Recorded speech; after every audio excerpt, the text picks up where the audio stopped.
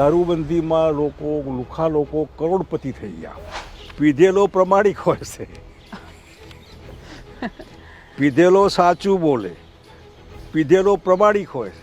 પણ ભાને ભૂલી જાય ને બાપુ. નેતાઓ એવું કહી રહ્યા છે આ વિષય પર આક્રમકતાથી કે જો આ ચાલુ રખાયા અડ્ડા તો અમે પોલીસના પટ્ટા ઉતારી દઈશું. એમના હાથમાં થોડું છે. હા, એટલે ભાષા બરાબર નથી. તમે આવો ત્યારે જે કરવું એ કરજો, આવો તો ખરા. પટ્ટા ઉતારવાના લેવલે પહોંચો તો ખરા ત્યાં. જય માતાજી. આપણે સાંભળ્યા એક સમયના ગુજરાતના મુખ્યમંત્રી અને રાજનીતિમાં આપણે બાપુ તરીકે ઓળખાય શ્રી શંકરસિંહ વાઘેલા, જે હાલ કોંગ્રેસમાં છે અને કોંગ્રેસના જ ધારાસભ્યની વાત, જે પટ્ટા ઉતરાવી નાખવાની વાત ઉપર કહે છે કે તમે એ લેવલે ભોગો તો ખરા, પછી તમે પટ્ટા ઉતરાવો. તમે ગૃહમંત્રી લગી ભોગો, એટલે કે ગૃહમંત્રીની સીટ લગી ભોગો, તમે સરકાર લાવો ને પછી પટ્ટા ઉતારો. અત્યારે તમારાથી પટ્ટા ન ઉતરે. આપણે પેલા જિગ્નેશ મેવાણીનો એક ઓડિયો સાંભળી લઈ, જે પટ્ટા ઉતરાવવા ઉપર આપણે કહેતા હતા જિગ્નેશ મેવાણી, ને પછી આગળ ચર્ચા કરી.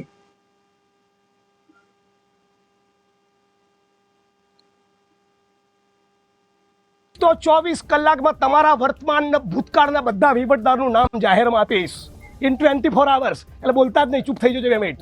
બરાબર? બધા લોકો ઘાસ કાપા છે બધા. મારે એમની ઉઘરાણી કરવાની છે. જિલ્લા પોલીસ વડાની કહેજો. શું કહે છે જિગ્નેશભાઈ, તમારી કડક ઉઘરાણી કરવા આવ્યો છે એવું કહો, એમને પકડી લાવો. બધા પોલીસ વાળા ધ્યાન રાખી લેજો. પટ્ટા તમારા છે, તમારા ઉતરશે, મારા નહીં. તમારા પરિવારના બાળકો કેવી રીતે જોતા છે કે મારો બાપ ભ્રષ્ટ છે? એવું નહીં થતું હોય, નહીં થતું હોય. હે, તમારા પરિવારની સ્ત્રીઓ કેવી રીતે તમને જોતી હશે? આંખની ભ્રમર ઊંચી કરી તો તમે છું ને હું છું. મારા જગતમાં કોઈ કામ નથી લડવા સિવાય. વિપક્ષ આમ આદમી પાર્ટી હોય કે કોંગ્રેસ હોય, બધાને એક મુદ્દો જોઈશે. થોડાક દિવસો પહેલા આપણે માની લો મહિના દિવસ પહેલા આપણે એવું હાલતું હતું કે ખેડૂતનો મુદ્દો, ખેડૂતને સહાય મળવી જોઈએ, અને ખેડૂતને ખંભે રાખી બંદૂક રાખીને ફોડતા હતા. તેનું કાંઈ ન થયું. મુદ્દો સગાવી નાખ્યો, સરકારે સહાય આપી દીધી, અને અત્યારે હજી રાજનીતિ એની અમુક કરે છે નેતા. પણ અત્યારે હમણાં થોડાક દિવસથી દારૂબંધીનો મુદ્દો સગાવ્યો છે જિગ્નેશ મેવાણીએ, કે ગુજરાતમાં દારૂબંધી નથી ગઈ, અને જ્યાં ગલીએ નાકે દારૂ વેચાતું હોય, ડ્રગ્સ વેચાતું હોય, તે મુદ્દા લઈને પોલીસ સ્ટેશને જઈને હલ્લાબોલ કરી અને પોલીસના પટ્ટા ઉતરાવવાની વાત કરી. બરોબર? પણ દારૂબંધી કોંગ્રેસના રાજમાં વેચાતો હતો અને ભાજપના રાજમાં વેચાય છે અનલીગલી. જે માની લો દેશી દારૂ હોય કે પછી કોઈ વિદેશી દારૂ દાનચોરી કરીને લઈ આવતા હોય, બોર્ડર ટપાડી, તે વેચાય છે. તે આપણે ગુજરાતની હકીકત છે.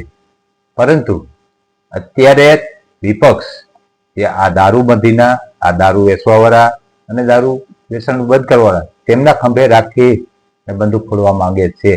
બાકી કાંઈ નથી, આ રાજનીતિ છે. બરોબર? અને આમાં ભાષાની મર્યાદા ચૂકાય છે.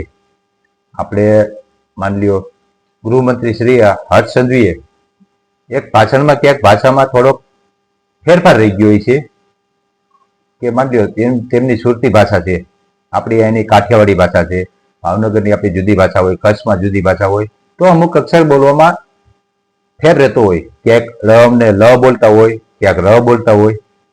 અને એમાં ગોપાલ ઇટાલિયાએ ઝંપલાવી દીધું, કારણ કે દારૂબંધીના મુદ્દામાં જિગ્નેશ મેવાણી જે દારૂબંધીના ખંભા ઉપર બંદૂક રાખીને ફોડતા હતા, તો ગોપાલ ઇટાલિયાને એમ થઈ ગયું કે હું રહી ગયું, તેથી તેમને ઝંપલાવી દીધું.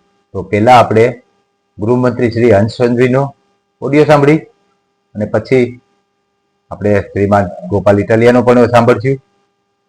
ચાલો પહેલા આપણે ગૃહમંત્રી શ્રી. તમે ગામમાં પાછા જ્યારે જશો ને, એટલે એક સરકારી અધિકારી જ્યારે જશો ને, તો બધા જ લોકો તમને સાહેબ સાહેબ કહેવા માંગશે.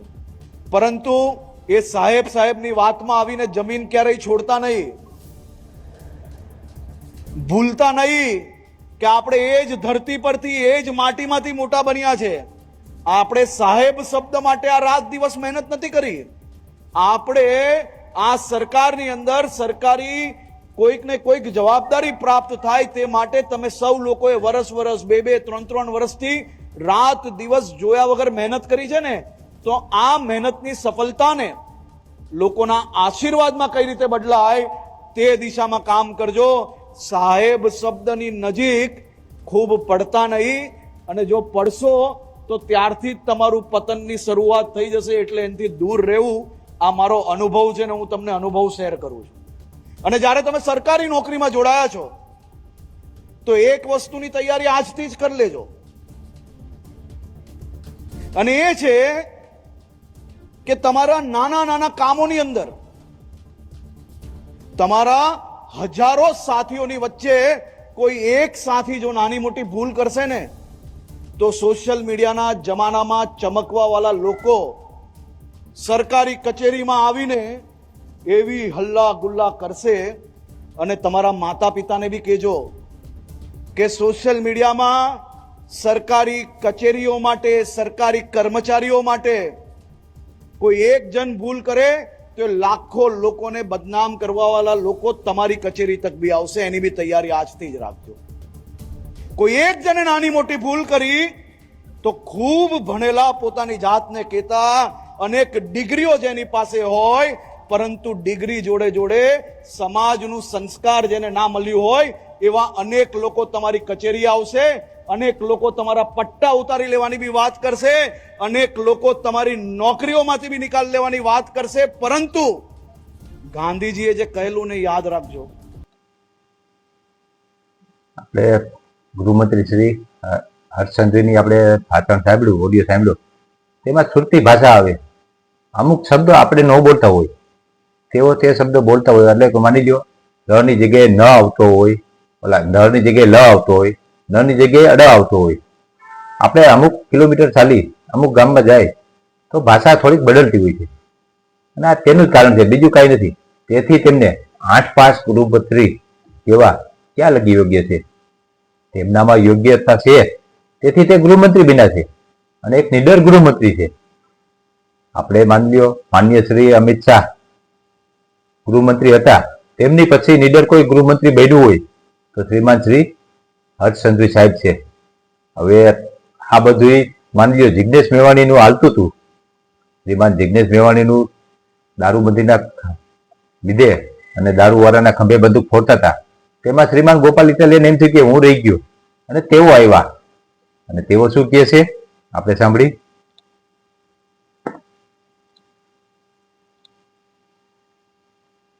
વિનંતી કરવી છે, તમારી પોલીસ ગુજરાતની જનતા સાથે કઈ ભાષા વાપરે છે એનું જ્ઞાન આપો. તમે બહુ મોટા ભાષા વિજ્ઞાની થઈ ગયા છો, ગુજરાતી ભાષાના બહુ મોટા કવિ થઈ ગયા છો, તમે ગુજરાતી ભાષાના સાહિત્યકાર છો. તમને અળ, લ અને ર ક્યાં બોલવો એ ખબર નથી. તમારે ઓડિયો સાંભળજો ભાષણમાં, ક્યાં અળ બોલવાનો, ક્યાં લ બોલવાનો અને ક્યાં ર બોલવાનો એ ખબર નથી. જિગ્નેશ મેવાણીની ભાષા ઉપર જ્ઞાન આપો છો તમે. એટલે 8 પાસને મારે એટલી વિનંતી કરવી છે, તમારી પોલીસ ગુજરાતની જનતા સાથે કઈ ભાષા વાપરે છે એનું જ્ઞાન આપો. તમે બહુ મોટા ભાષા વિજ્ઞાની થઈ ગયા છો, ગુજરાતી ભાષાના બહુ મોટા કવિ થઈ ગયા છો, તમે ગુજરાતી ભાષાના સાહિત્યકાર છો. તમને અળ, લ અને ર ક્યાં બોલવો એ ખબર નથી. તમારે ઓડિયો સાંભળજો ભાષણ. શ્રીમાન ગોપાલ ઇટાલિયા સાહેબ, લ, ન અને ર નો કોઈ મતલબ નથી, પરંતુ ભૂતકાળમાં તમારા અમુક ઓડિયો આવે છે જે સનાતન ધર્મ વિરોધી હોય, કે કથાકાર વિરોધી હોય, કોઈ હિન્દુ રીત રિવાજ વિરોધી હોય, તે ઓડિયોની અમે પુષ્ટિ કરતા નથી. પણ તેમાં તમે કઈ ભાષા વાપરી છે એ તમને ખબર છે? તમારી ભાષા એક સામાન્ય રાજનેતાને શોભે તેવી તેમાં ભાષા છે જ નહીં, બરોબર? અને શ્રીમાન હર્ષ સંઘવી સાહેબની ભાષા તો માનજો રે, એક આપણે સ્થળાંતર માનજો કે હું રાજકોટ છું અને સુરતની ભાષા જુદી હોય, તે લેવલની ભાષા છે કે સુરતી ભાષા છે, અમારે કાઠિયાવાડી ભાષા છે. કોઈ ભાવનગરમાં રહેતો હોય તો એ બાજુની ભાષા હોય, કચ્છમાં રહેતો હોય તો એ બાજુની ભાષા હોય. એટલે અમુક અક્ષરનો ફેર પડતો હોય. આપણે અહીંયા માની લો છે કહી તો અમુક હે કે, અને અમારે માની લો અહીંયા રાજકોટમાં નર કહેતા હોય તો આપણે અમુક ભાષામાં નર કહેતા હોય. આગળ હાલો સુરતમાં તો નલ કે, તો નળનું કામ તો એક જ છે કે એમાંથી પાણી આવે, પણ નર, નળ અને નલ ત્રણેયનો મતલબ એક જ થાય છે, બરોબર? એટલે ભાષા ગમે તે હોય એનો કોઈ મતલબ નથી, પણ તમે સમાજ લેવલે કઈ ભાષા બોલો છો ને તે ધ્યાન રાખો, બરોબર? બાકી તમારે ન રાખવું તો કાંઈ નહીં. આ તો એક સલાહ સૂચન છે કે સમાજ લેવલે તમે કેવી ભાષા બોલો છો. ર લ ન લ એનો કોઈ મતલબ નથી. આપણે થોડા કિલોમીટર આડાલી તો ડ નો લ થઈ જાય, ન નો ર થઈ જાય, ર નો લ થઈ જાય, એ બધું થતું જ હોય. એ તો આપણી આ કે છે ને કે સાત ગાવે ભાષા બદલે, એટલે ભાષા બદલતી હોય, એનો કોઈ મતલબ નથી. બાકી તમે જે ભાષા ભૂતકાળમાં તમારા ઓડિયો છે એ ભાષા કઈ હતી એ યાદ કરજો. જય માતાજી.